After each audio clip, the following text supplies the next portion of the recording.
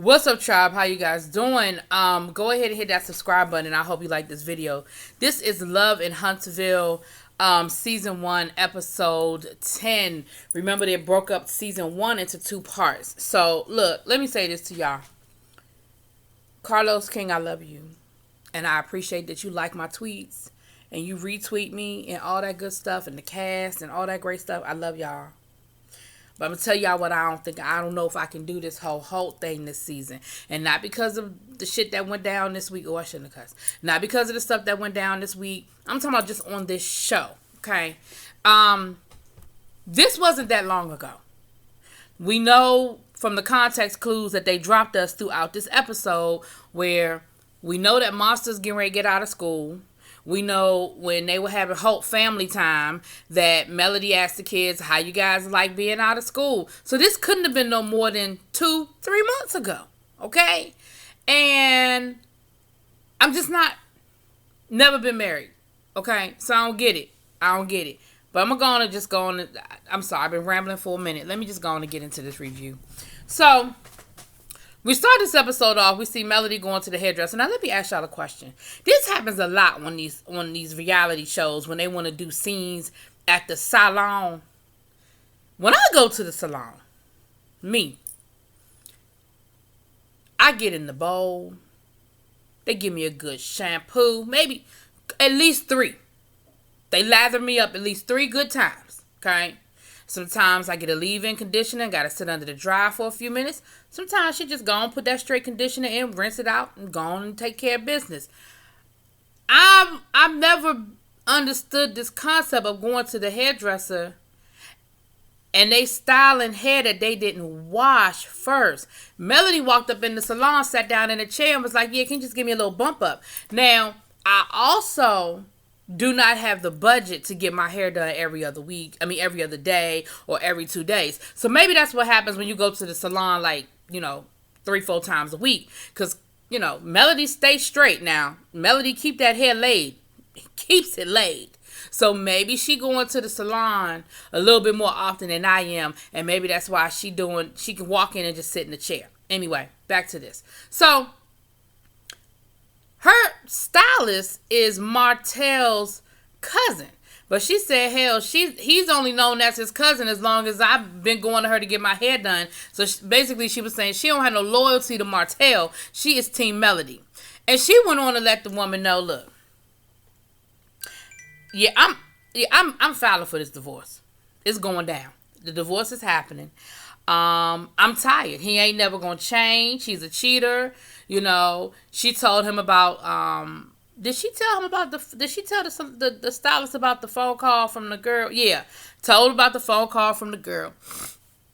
Stylist ain't have a whole lot to say. She was making some faces, but she ain't have a whole lot to say one way or the other. And I was like,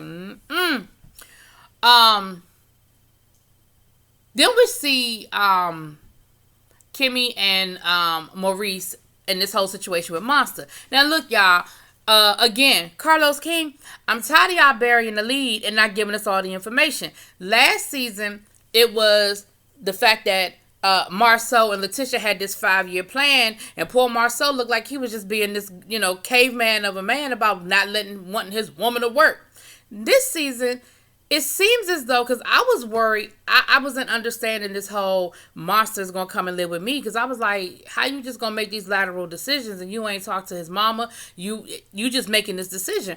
But what we found out is that was part of the agreement when he left Michigan, was that at a certain point when Monster got to middle school and they felt that it was time for him to start needing that man in his life, that he would come and live with his father full time. So it seems as though this conversation has already been had. This isn't something new. Now, what somebody says when a child is an infant and then you fast forward 12 years later, maybe they didn't think he meant it. Maybe that conversation was had when he was still living in Michigan and the mama didn't know that it would entail him moving all the way to another state. I don't know.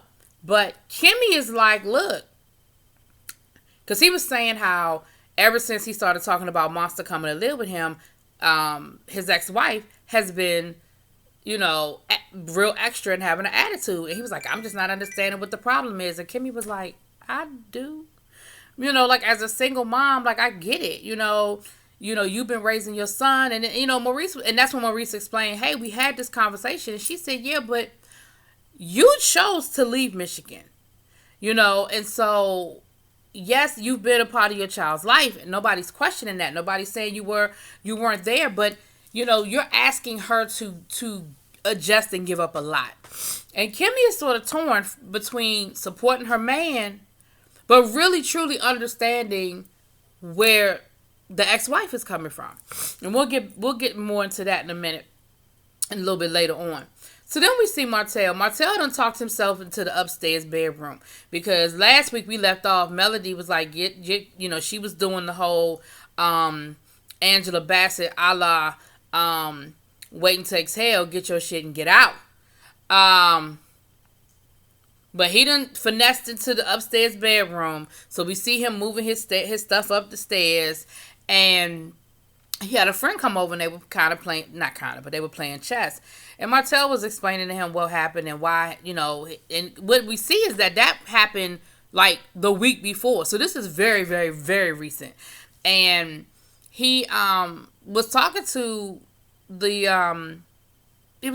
friend and explaining to his friend the whole situation and how, how everything sort of went down with the phone call. And this is where Martell, this how you know Martell is just a fucking liar. So he said, the friend was like, why didn't you change your number? Oh man, because I didn't think she would call me, man. I didn't think she would call me. What? Then he said, well, did your wife ask you to change the number? Martell said, yeah. So if you were really committed to making this marriage work and you were really 100% done with this woman, you left the back door open, okay? Forget about anything else. Yes, Huntsville is small. Y'all gonna run into each other. Maybe you even know friends that know friends that know friends type situation.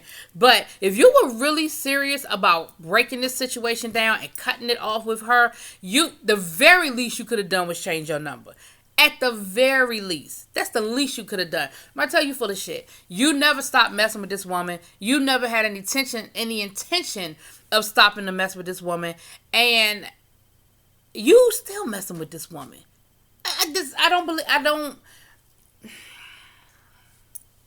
Anyway.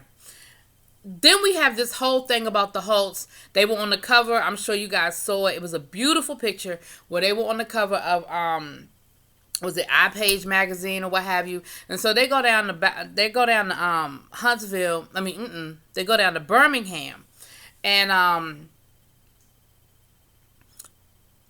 sorry. Before I get there, I told y'all I'm over the Holts, but we have this whole family scene with the Holts eating dinner and praying before bed, and brushing the teeth and tucking the kids in and all that cute stuff. And both of them are saying how they just want to be there for their kids and keep a normal family for their kids, family life for their kids, blah blah blah. And I know they mean that. I'm not questioning that, but I'm just like, did we really need to see the whole montage? Anyway, it just came off so contrived.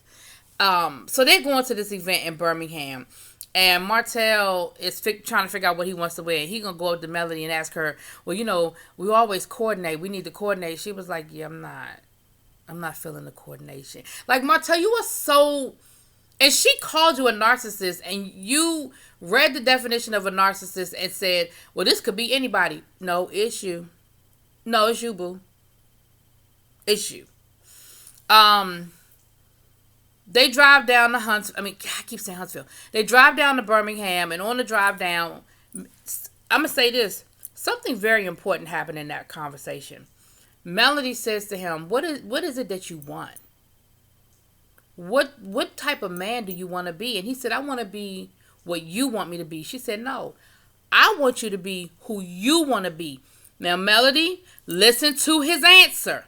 Because his response to that was, well, who I want to be may not be who you want me to be. So I'm just going to be who you want me to be. I know that was a lot, but I want y'all to understand what he just said. Who I want to be may not be who you want me to be, so I'll just be who you want me to be.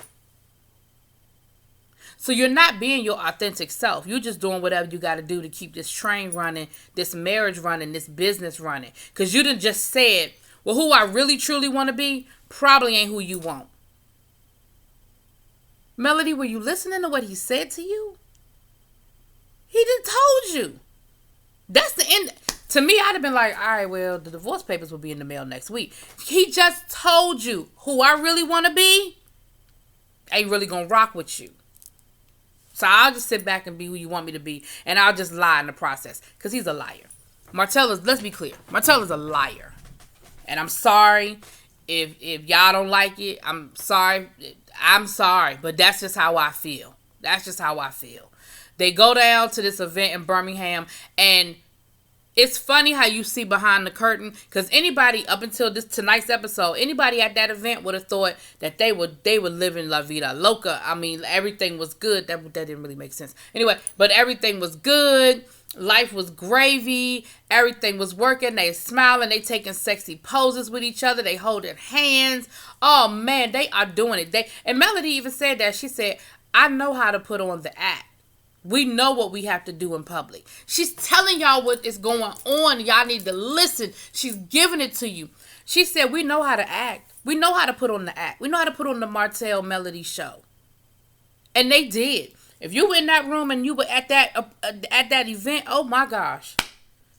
Until tonight, and if I were one of them people, I'd have been like, I'd have felt so damn bamboozled. Be like, oh, so y'all was arguing all the way here in the car? Wow. But, okay. And Melody looked good. That little pantsuit she had with the little flared arms, honey. She looked cute. Okay, girl. So, let's get off of them Holts, because I'm done with them. I'm done with the Holts.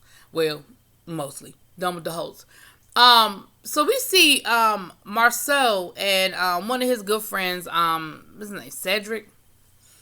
And alright, I just want to make sure I got this man's name right, because y'all know y'all be killing me. I've been messing up names, and I'm trying to do better. So, I said Cedric. Marcel pronounced it Cedric. So, I'm going to leave it at that. Now, Cedric is the bone carrier. Okay? Cedric is friends with Marcel and Martell, and they get to having a conversation, and he starts talking to Marcel and was like, yo, so you talk to Martell? And he was like, man, I really ain't talked to him, and he was like, oh, I mean, I talked to him, and he seemed to have an issue. He said that you've been talking trash about him, and you put some stuff out there with the comeback group, because they were asking about, that's how he started off, asking about the houses. And he said, man, those houses are looking good, because, of course, everybody in Alabama, in Huntsville knows about this whole house situation because of the show. And because somebody even put that in my comments that the houses have been sold. So they know what's up. The people who live in Huntsville, they know what's up. And Marcel was like, well, we kind of took a step back on that. That's kind of really the Holt's situation. They're better at that. They really know more about, we're more commercial, they're residential, so we let them take control of that. And Cedric was like, well, I mean, I kind of got the impression that y'all really didn't have, y'all had nothing to do with it at all. And he was like, nah, we sort of had some stuff, but I thought we had cleared everything up. As far as Marcel was concerned, he like, look, I ain't talked to Martell in a couple of months, but we good. See, men and women are different that way. Men don't necessarily need to talk to you every day and have conversations every day. So in his mind, me and Martell, we good. Until Cedric started letting him know, nah, you not good. Martell kind of got a problem with you. And, he said some things to let me know that, y'all ain't good. That he felt like you lied on him, and you kind of put some stuff out there that affected his marriage and his relationship. You might need to give him a call. And Marcel was funny because Marcel was like, well, damn, y'all had a hell of a conversation. He said, next time y'all having this little tea party, can you invite me so I can get the information? And I understood exactly what you were saying, Marcel, because that was a bit, I'm like, damn, he really had a whole lot of, but he was the bone carrier. He did his job, honey. He carried the bone. So, we see Marcel give Martell a call. And Martell got an attitude with him on the phone. And he was like, look, man, maybe this is a conversation we need to have face to face. And Marcel was like, yeah, let's do that. He said, well, I'm down. I guess he told him where he was, but he was at the house. The house from the comeback group that is finished or almost finished, and they going to have an open house. So he was doing like a little walkthrough with the realtor, and Marcel shows up. And Martell talking about something. Oh, I wasn't expecting you that fast. Marcel was like, I told you I was on my way. So he go to shake Martell's hand. Martell won't even shake his hand. Marcel was like, they even shake hands on the battlefield. I mean, you could be mad at me or whatever, but damn, like, is it that bad that you can't even shake my hand? And Martell was like, yeah, man, because, you a liar. Marcel was like, what I lie about? Man, you out here basically making jokes about my infidelity and making it like it's a joke, and, you don't even defend me. You don't even have my back. And he was like, what? Hold up. What are you talking about?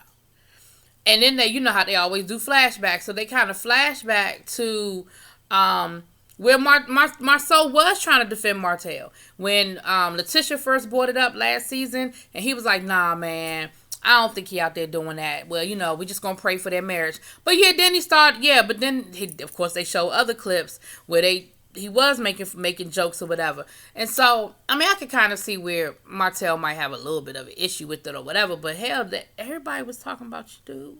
And he was like, I had a little infidelity problem. Martell was like, a little infidelity problem?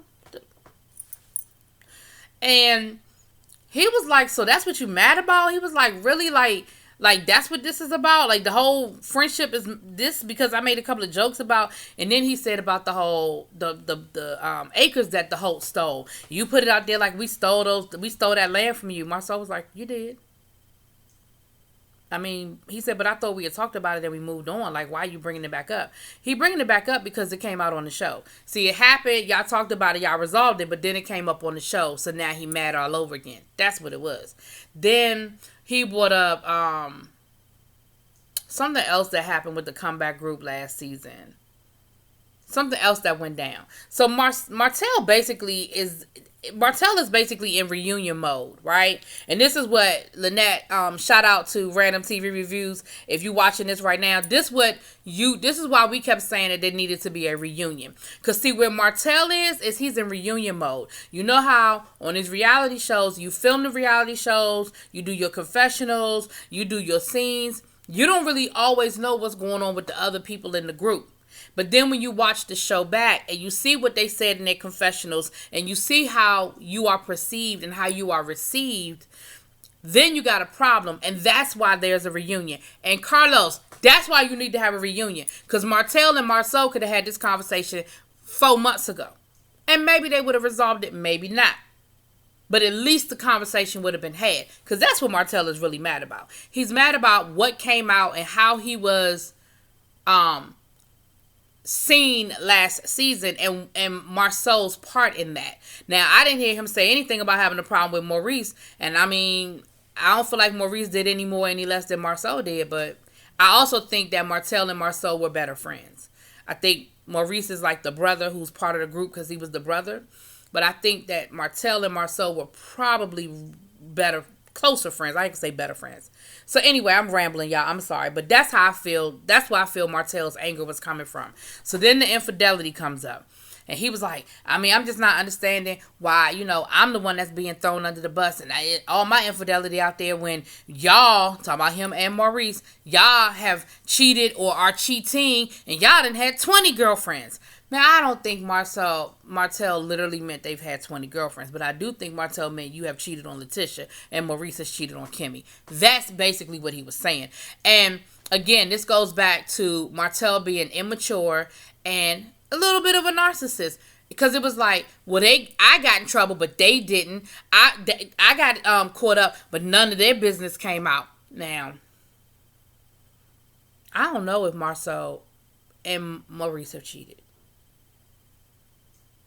Don't know. I got my opinion, but I don't know.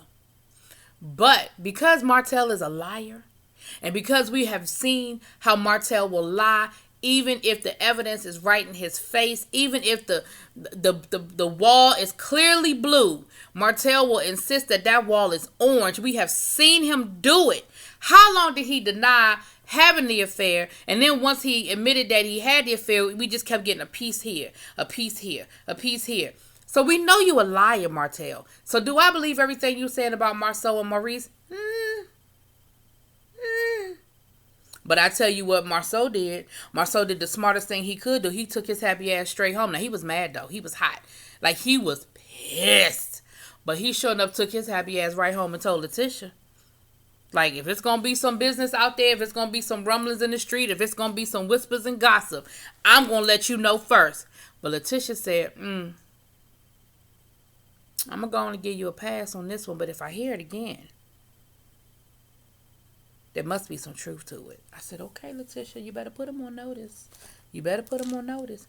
All right, last but not least, Kimmy goes out and has a girls' night. And Kimmy's hanging out with Maurice's sister, her new sister-in-law, and a couple of her other girlfriends, including Letitia. Letitia comes through. And they get to talking about the whole monster situation again. And what we find out, we learn a little bit more information. What we learn is that not only is the ex-wife not really feeling letting Monster move to Michigan, the ex-wife ain't feeling Kimmy. And Kimmy said, yeah, things were kind of shaky with us, and it got worse after the wedding. And they broke it down for Kimmy, which, again, shout out to Random TV Reviews. We talked about this last season, and we both agreed on this last season. The animosity comes from the fact that she was there for Maurice when Maurice didn't have shit. When he had a negative credit score, he was overweight, he wasn't, sounds like they ain't have a lot going on in Michigan, and she held him down. She held him down. He moves out of town, out of state, goes down to Alabama, loses some weight, right? Goes to law school, starts a business. The business is doing well. Got his credit score together. He living La Vida Loca. And now Kimmy reaps the benefits of the man she tried to fix. See, this is what women do. I say we because I have been guilty in my younger days. We find a project. We say we know he has potential. If I could just help him out just a little bit, I'll let him live with me while he gets himself together. He can drive my car and take me to work while he go look for a job. I know his job he has, it doesn't really pay him a lot of money, but that's just a stepping stone till he make it and he find the right job. We have all done it, women. And if you lying, if you say you haven't, you're lying, or you haven't lived long enough. We've all had that project man. It sounds like Maurice, for his ex-wife, was the project. She was his project. She fixed him up, put him in the right positions, and Kimmy is now reaping the benefits. That's what it sounds like. Now, if I'm wrong, put it in the chat, email me. But that's what it sounds like. Now, we also found out Kimmy ain't let too much out the bag, but what Kimmy did say was, yeah, but the marriage ending wasn't Maurice's fault. Now, first, when Kimmy first said it, I said, okay, now, Kimmy, you getting your husband's side of the story, and he's supposed to give you the side of the story that makes him look good, but then the sister-in-law didn't disagree. And she kind of made a face like, well, yeah, there were some challenges in the marriage. So now, did the ex-wife cheat on Maurice? Did the ex-wife what went down? So, and Kimmy's thing is, but that's not my fault. And she's right. It's not her fault that she got the finished product and not the in progress. It's not her fault. But it is what it is. And you know, what Letitia and then we're trying to get Kimmy to understand was, but can't you understand why she's angry? Like, you know, on top of having to see that Maurice got his shit together and you're reaping the benefits, now you want to come and take my damn child. And Kimmy said, yeah, I get it. I understand. But at the end of the day, something's outside. But at the end of the day, it is what it is. I ain't got nothing to do with that. It ain't my fault. So that's what went down, y'all. Y'all let me know what y'all think. Drop it in them comments. Peace.